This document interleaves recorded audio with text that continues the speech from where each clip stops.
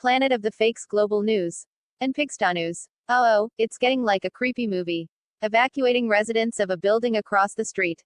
It's a housing complex for low-income elderly and handicapped. Hashtag creepy, hashtag pandemic, hashtag nicey, hashtag ooze. This isn't in the news and that's concerning. US is a update. The residents were all being moved to a location that afforded them more safety and their own bathrooms.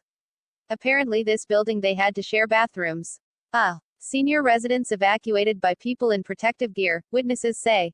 I don't know. I guess there are too many cases testing positive in the building. They are taking garbage bags of people's belongings, scrambling and loading up the buses.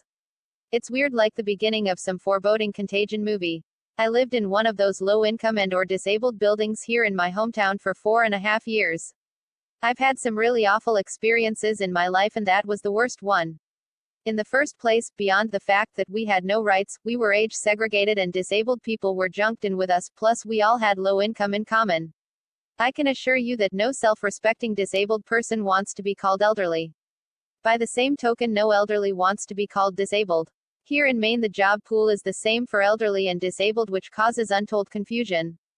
Please don't tell anybody that the United States of America was a great place. It never was and still isn't. I hope it will be getting better after this horror. Euclid Hall, a residence for seniors on Broadway between 85th and 86th Streets, appears to be being evacuated, said two people who witnessed residents heading into school buses. Euclid Hall has 273 single occupancy rooms and allows people to use Section 8 vouchers to help pay for their housing.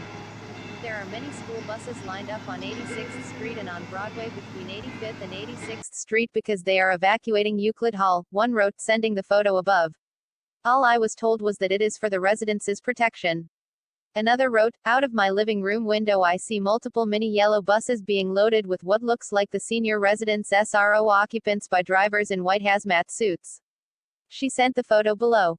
Update, Lauren Schuster of Assemblymember Linda Rosenthal's office sent the following explanation. They are moving the residents into hotels so that they can practice social distancing and each would have access to a separate bathroom. We have asked for more info on whether this was in response to a coronavirus outbreak and which hotel the residents are being taken to. We reached out to the nonprofit that runs Euclid Hall, the West Side Federation for Senior and Supportive Housing, by phone and email but didn't hear back. We also reached out to the NYC Department of Health, Manhattan Borough President Gail Brewer and council members Helen Rosenthal and Mark Levine. We will update this if they respond.